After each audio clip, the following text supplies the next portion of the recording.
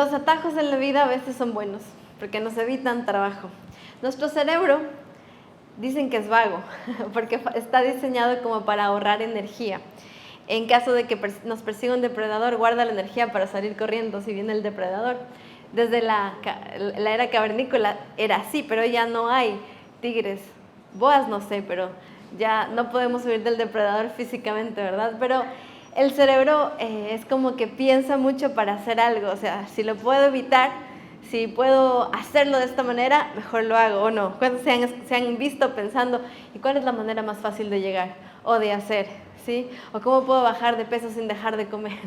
A veces queremos hacer cosas como rápido, y la operación o la lipo, esa es la manera más fácil, ¿no? Pero no siempre la manera más fácil es la manera más efectiva, ¿cierto? Y en la vida todo demanda esfuerzo, ¿sí o qué? ¿Cuántos con esfuerzo se graduaron en la universidad? Amén, ¿verdad? Qué alegría, felicitaciones. ¿Cuántos con esfuerzo consiguieron su primer trabajo?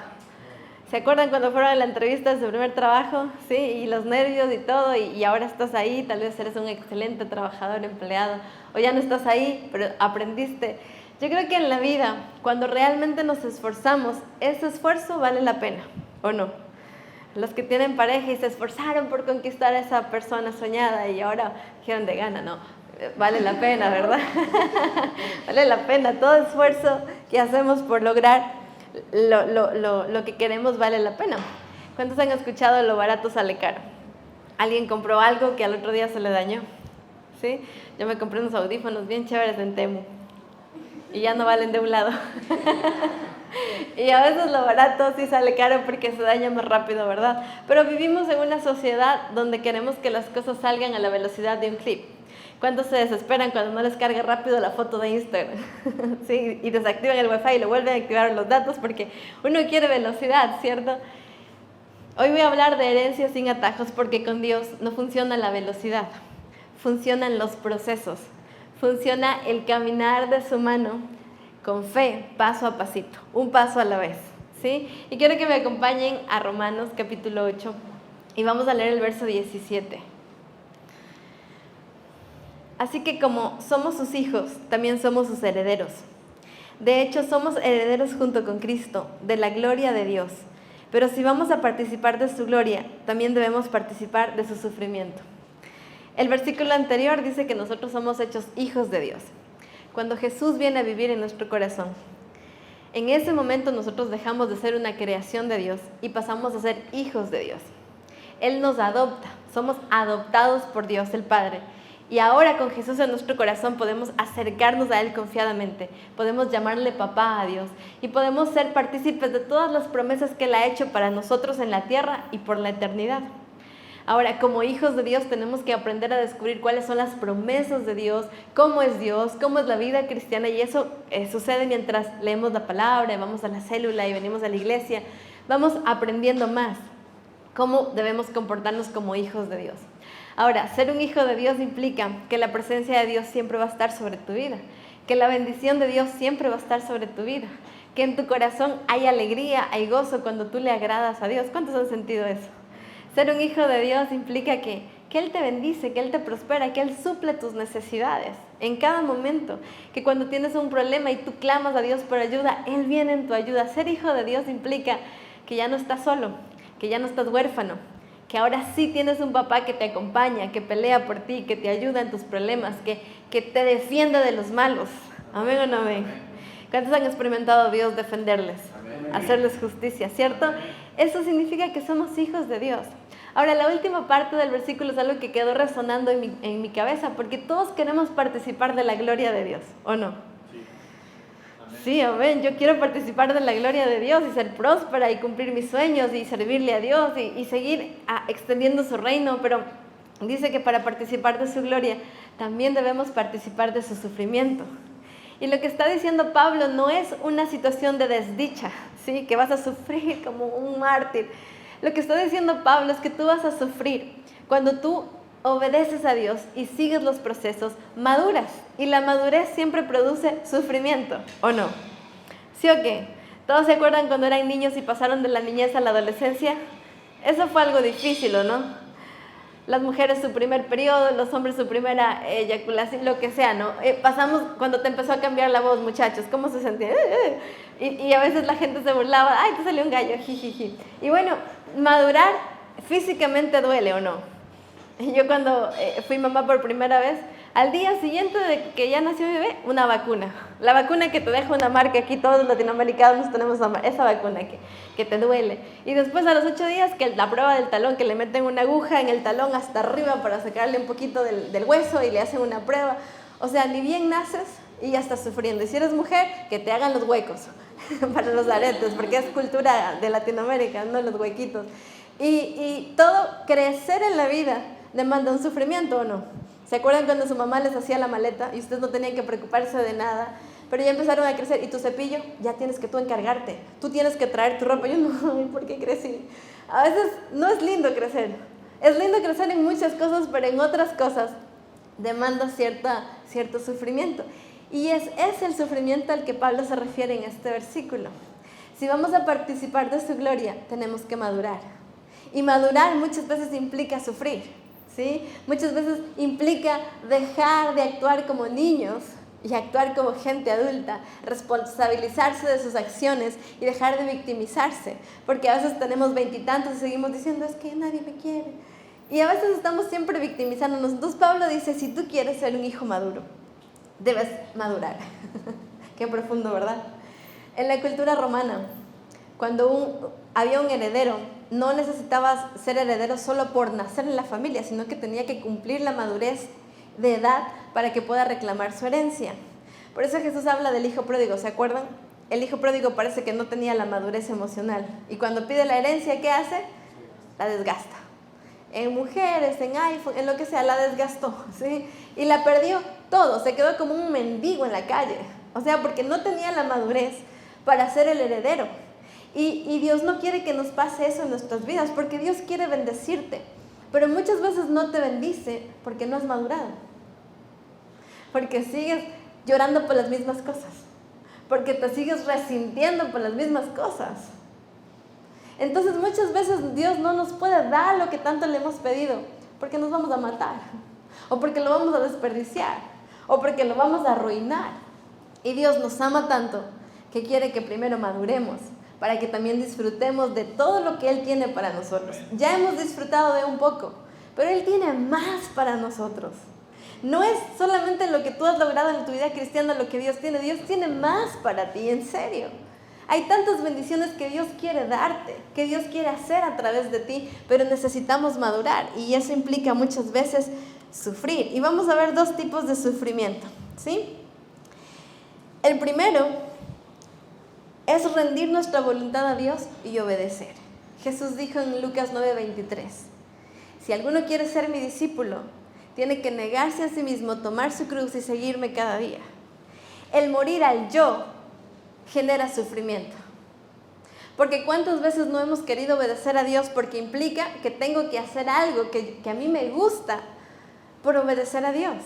Algo que yo quiero o amo por obedecer a Dios. Y la semana pasada veíamos del sacrificio de Abraham. Tenía que sacrificar a su Isaac. Y Abraham lo hizo porque él amaba a Dios y confiaba en la bondad de Dios. Nada de lo que Dios nos pide nos va a destruir, más bien nos va a levantar. Pero a veces tenemos miedo de que al entregarle cosas a Dios que amamos, nos quedemos mal. Y esas son mentiras del diablo.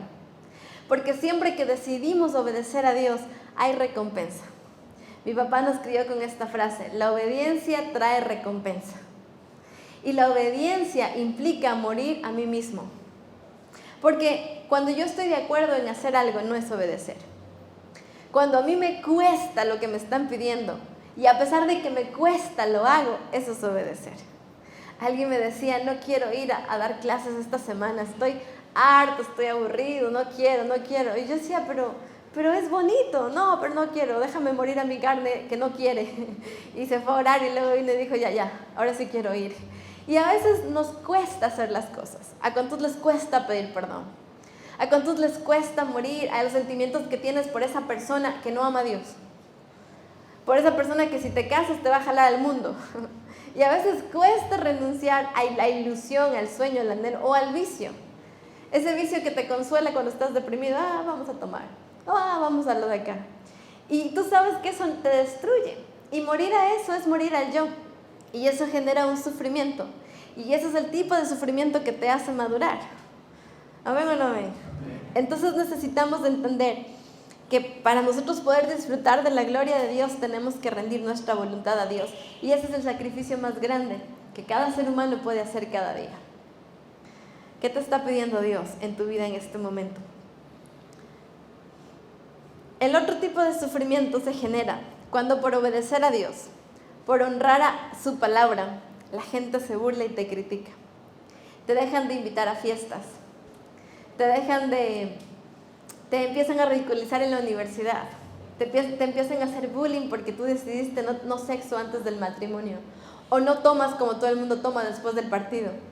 Tú dices, no, yo hago las cosas para agradar. Y dices, uy, el hermanito, uy, Susan, ay, el profeta. Y a veces la gente nos va a despreciar, ¿o no? ¿A cuántos les han despreciado por ser cristianos? Aún dentro de hogares cristianos, cuando la persona está comprometida en la iglesia y está sirviendo, ya llévate el colchón a la iglesia, pues, si todo el tiempo pasas en la iglesia. Y a veces eso se siente como, alguien me decía a mí, nunca tienes tiempo para mí, solo estás metida en esa iglesia que con tus discípulas. Y eso te genera como un sufrimiento porque tú no quieres fallarle a tu familia o tal vez que te hagan a un lado, que digan, no, al cristiano no le invitemos, ¿cierto? Entonces, seguir a Jesús, obedecerle, vivir sus principios también implica muchas veces que tus amigos, los que eran incondicionales, de pronto digan, ya no le invitemos al man porque él ya no se ríe de nuestros chistes. Ya no hablemos porque el hermanito ya llegó, luego va a reprendernos. O ya te lavaron el cerebro, ya estás dando los diezmos al pastor, ¿no? Ya eres de esos que le mantiene al pastor. Y a veces nos da vergüenza. Yo no doy mi plata, yo solo voy. Y a veces no aguantamos. Mejor damos nuestro brazo a torcer porque no aguantamos. Y es por eso que muchas veces no experimentamos la gloria de Dios en nuestras vidas. Porque el que persevera, ese será salvo, dice la palabra, y se aplica a muchas cosas. Dios siempre va a pelear por ti. Cuando tú decides honrarle a pesar de las burlas, a pesar de la crítica, a pesar de que te digan, no le vamos a contratar a usted porque usted es cristiano. Y en su puesto necesitamos a alguien que haga lo que uno quiere. Y a veces uno quiere decir, no, pero yo puedo hacer lo que usted quiere. No, qué bueno que te desprecien por ser una persona de principios y de valores. Porque Dios va a pelear por ti. Y yo quiero animarte. Estos dos tipos de sufrimiento son los que nos llevan a madurar. Cuando rendimos nuestra voluntad a Dios y cuando a pesar de la presión, a pesar de las burlas, a pesar de las situaciones para pecar, tú te mantienes fiel a Dios, Dios te va a fortalecer. Amén. Entonces yo quiero animarte para que tú examines tu corazón. ¿Dónde está tu confianza? Vamos a 1 de Pedro 5:10.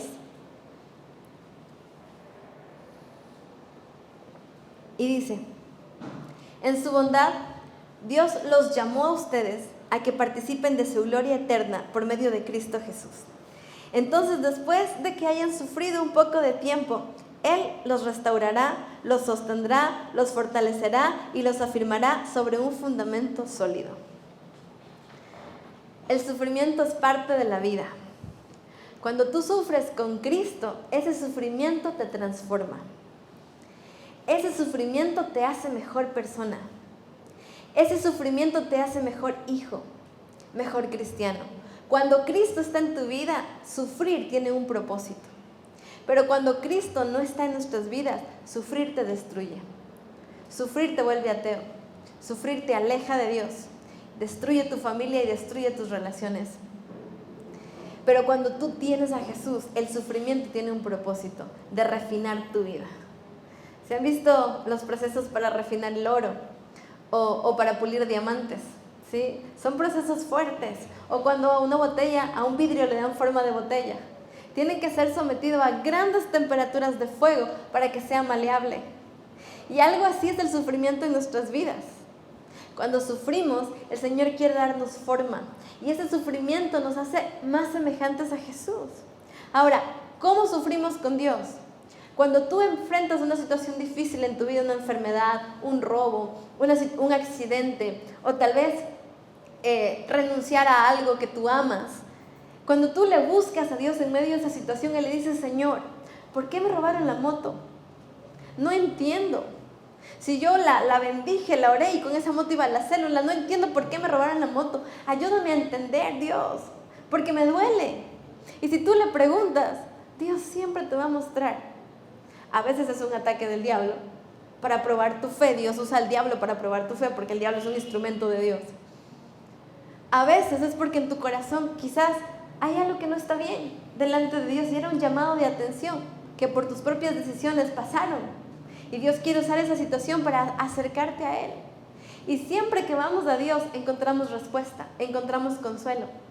Ahora, este versículo dice que nosotros estamos aquí por medio de Cristo para disfrutar de todas las bendiciones que Dios tiene para nosotros. Y dice, pero van a sufrir un poco. Pero cuando hayan sufrido un poco, la primera cosa que dice es que Él los restaurará. ¿Cómo Dios nos restaura? Como una vasija rota. Cuando el alfarero la toma, la hace de nuevo. Algo de barro, cuando está frío, cuando está seco, se rompe en mil pedazos. Pero en las manos del alfarero, Él la humedece, Él la pone otra vez en su rueda y la empieza a hacer de nuevo. En la vida muchas veces nos hemos roto por el sufrimiento, por situaciones difíciles. Pero en Dios, Él nos vuelve a hacer. Él nos devuelve a nuestro diseño original. Porque en la vida también hay personas que nos han causado sufrimiento. Un abuso, un abandono, maltrato psicológico, verbal o de golpes. Y a veces vamos por la vida con nuestro cerebro dañado. Y pensamos que si de niños nos maltrataron, pues en la vida tengo que aguantar más maltrato. Cuando llegamos a Cristo, Él empieza a restaurarnos a nuestro diseño original. Y Él nos hace entender que el maltrato no es parte de nuestras vidas. Él sana nuestro corazón y Él cambia nuestra forma de pensar. Él sana nuestro cerebro para no seguir aguantando maltrato. Nos dignifica, nos da valor. Cuando el Señor nos restaura, lo hace bien. Amén. La segunda cosa que dice este versículo es que Él nos sostiene. Y esto viene del griego original, que implica que nos pone una base para que no nos desplomemos, ¿sí? Es como, por ejemplo, si el terreno está... ¿Cuántos han ido tal vez ¿cómo se llama? Cuando escalas montañas o cuando te vas de senderismo. Nosotros nos fuimos de senderismo al Sumaco y para subir al Sumaco habían pantanos. Entonces parecía que la tierra estaba linda, pero tú ponías el pie y te ibas hasta acá y quedabas así era un terreno muy lodoso. La vida a veces tiene trampas. ¿Cuántos se han hundido en circunstancias? En un negocio que parecía redondo y te hundiste, quedaste endeudadísimo. Dice la palabra que Dios nos sostiene, que Él pone una base firme para que no nos caigamos. Entonces, si Él sostiene nuestras vidas, van a haber circunstancias difíciles, pero Él nos va a ayudar a no caer. Zoe está aprendiendo a caminar y va así. Y yo ya la suelto para que camine y la cojo de atrás, por si se me va a ir. Y a veces, hoy día casi se me va de boca y la agarré. Y yo pienso que algo así es con Dios.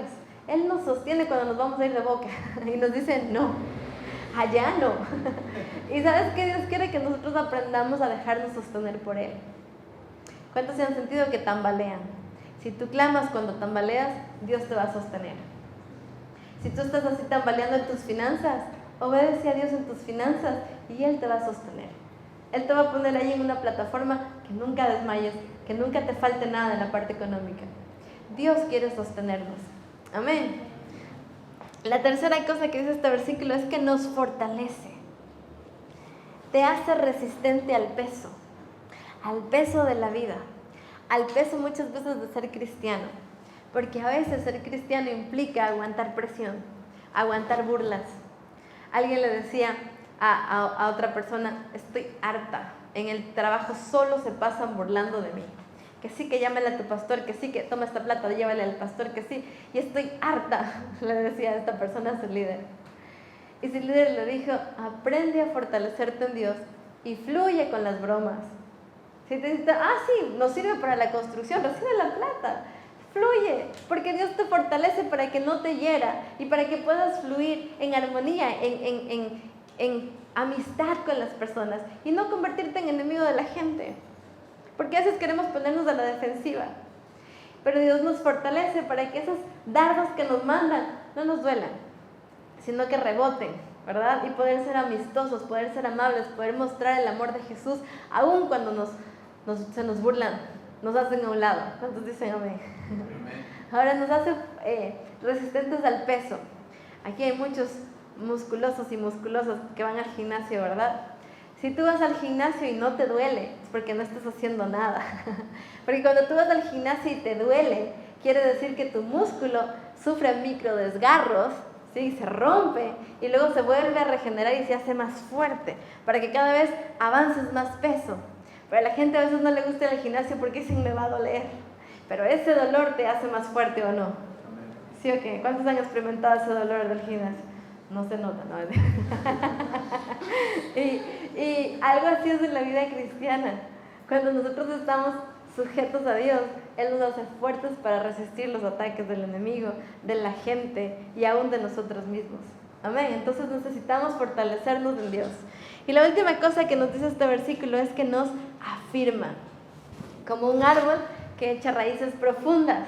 Y cuando vienen las tormentas, sobre todo esas palmeras de la playa que parece que son un palito y se mueven así y así y así y no se caen, porque esas palmeras tienen raíces muy profundas y se entrelazan entre las otras palmeras, que es como agarrarse de las manitos para no caerse cuando llega el viento. Y eso también quiere decir que nosotros necesitamos gente cristiana de fe para afirmarnos en Cristo y también los unos a los otros. Cuando tú tienes un líder de célula y un grupo de apoyo y tú abres tu corazón y oran por ti, el Señor te afirma, el Señor te fortalece. Amén. Entonces necesitamos afirmarnos en Jesús. ¿Y cómo nos afirmamos? Cuando leemos su palabra, cuando oramos diariamente, cuando buscamos su presencia en adoración, el Señor nos fortalece. Pero también cuando aprendemos a ser vulnerables con las personas correctas, que pueden orar por nosotros, que nos pueden dar un consejo sabio y que nos pueden afirmar en Cristo Jesús. Amén. Entonces, si en tu vida estás pasando por circunstancias difíciles o no quieres pasar por el sufrimiento, por eso sigues ahí estancado o estancada, hoy el Señor quiere decirte que Él te va a ayudar, que estas 4 cosas que acabamos de ver, Él va a hacer contigo cuando tú atravieses el sufrimiento. Amén. Amén. Así que no te quedes estancado. Jesús, la noche que fue entregado, Él fue a orar en Getsemaní. Y Él le dijo al Padre 3 veces, no quiero ir a la cruz. Esto es mucho sufrimiento para mí. Pero le dijo, no se haga mi voluntad, sino la tuya. Y cuando entendió que la voluntad del Padre era que Jesús vaya a la cruz, Jesús le dijo, fortaléceme. Y el Padre le fortaleció. Y por eso Jesús enfrentó la cruz, como el Hijo de Dios, dando su vida por nosotros. Él es un hombre experimentado en dolores y sufrimiento, dice Isaías. Y por eso Él entiende nuestro corazón, nuestro sufrimiento, y Él puede ayudarnos. Así que no digas, es que nadie me entiende. Dios te entiende. Y si tú hablas con Él, Él te va a fortalecer. Es que yo le amo. Dios te va a fortalecer. Es que no quiero renunciar. Dios te va a fortalecer. Lo que sea que el Señor te está pidiendo es porque Él quiere darte todas sus promesas de gloria en tu vida. Cuando hayan padecido un poco de tiempo, Él los perfeccionará, Él los afirmará, Él los fortalecerá. Y la anterior cita, Él va a derramar su gloria en cada uno de nosotros. Herencia sin atajos. A Dios no le podemos engañar. A las personas sí, ¿sí o qué? Uno al líder le dice, no, mi líder está adorando. Y mentira, no estás orando. Y el Señor me ha mostrado, mentira, te mostró. Al líder sí, todo lo que quieran, pero a Dios, never in the life. A Él nunca le vamos a dar herencia sin atajos. O pasas cada proceso y encuentras la bendición, o te quedas estancado. ¿Amén o no amén? Amén. ¿Amén o no amén? Amén o no. Vamos a irnos a Filipenses 4 y con esto terminamos. Filipenses 4:11.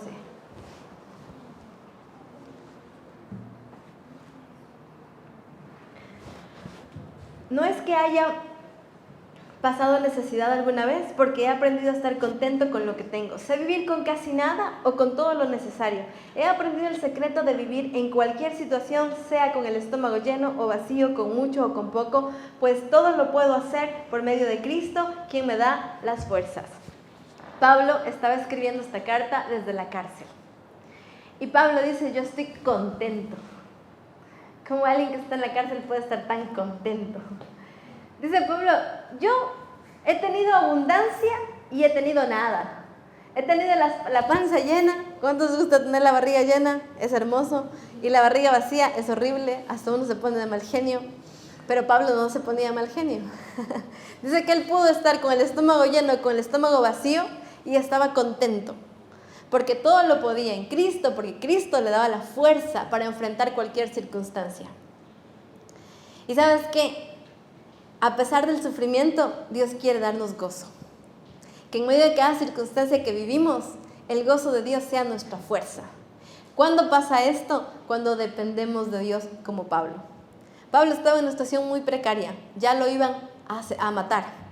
Ya lo iban a decapitar. Pero Pablo estaba contento. Porque su gozo no venía de las circunstancias, sino de quién estaba con él. Y Dios estaba con él. Y Pablo escribe esta carta para animarnos a nosotros que somos bien chipis, bien nice, bien así como, ay, pero que una uña, no hay iglesia. A nosotros. Y nos dice, todo lo puedes en Cristo que te fortalece. Hoy les dije que casi no vengo porque no podía.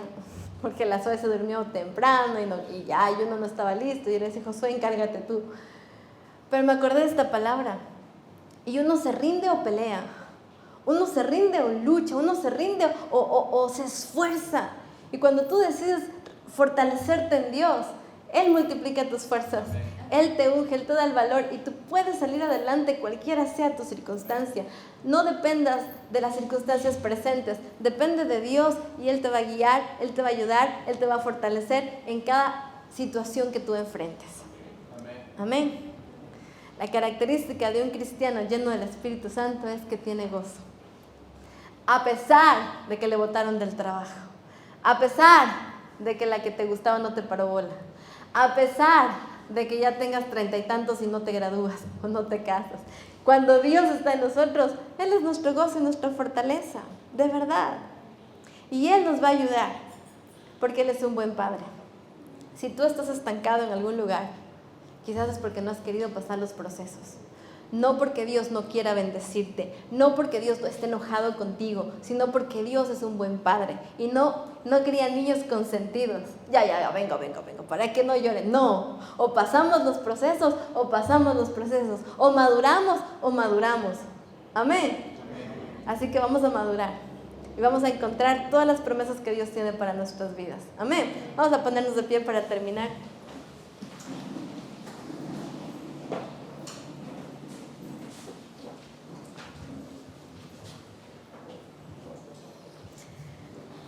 Oremos. Cierra tus ojos ahí donde estás. Padre, te doy gracias por tu palabra. Y te pido, Señor, que tú nos convenzas. Porque nadie tiene el poder de cambiarnos en esta tierra, solo tú. Solo tú. Y cuando tú traes esa convicción, esa certeza, esa seguridad de que tú has hablado, Señor, es que realmente podemos empezar a obedecerte, Señor. Ninguna persona nos puede cambiar o convencer, solo tú, Jesús. Y hoy te pido, Espíritu Santo, que tú traigas esta certeza de tu palabra a cada persona, Señor. El Señor ha hablado contigo, el Señor te ama y el Señor tiene buenos planes para ti. Pero el Señor también quiere sanarte, fortalecerte, restaurarte. Y el sufrimiento es la herramienta que Él usa para volvernos a ser. Si te da miedo sufrir, el Salmo 23 es para ti. Aunque andes en valle de sombra y de muerte, el Señor está contigo. El Señor camina contigo. El Señor te toma de la mano y te muestra el camino en el que debes andar. Si de la mano de Dios enfrentas lo que te da miedo, esa circunstancia te va a hacer mejor. Y yo oro por ti en esta noche para que tu fe no falte. Espíritu Santo, yo oro, aumenta la fe de cada persona en este lugar para entregarse por completo a ti, confiando en tu bondad, confiando en tu fidelidad, confiando en tus buenos planes para cada uno de nosotros, Señor. Hay sueños en tu corazón. Dios los puso allí. Y quizás no los has visto cumplirse porque el Señor primero quiere trabajar en ti, para que puedas sostener lo que Él quiere darte. Si hoy tú no eres obediente, el Señor no te puede promover. El Señor quiere formar en ti un carácter obediente, un corazón obediente. El Señor quiere formar en ti este corazón que depende de Él en cada circunstancia, para que cuando te cases puedas más fácil solucionar los problemas, para que cuando tengas ese negocio puedas lidiar con gente difícil, para que cuando tengas eso que has soñado, tengas la habilidad para administrarlo bien. Y este es el tiempo de rendir tu corazón al Señor. Pasa cada proceso, no te saltes los procesos, porque el Señor te ama y esos procesos te van a formar, te van a fortalecer.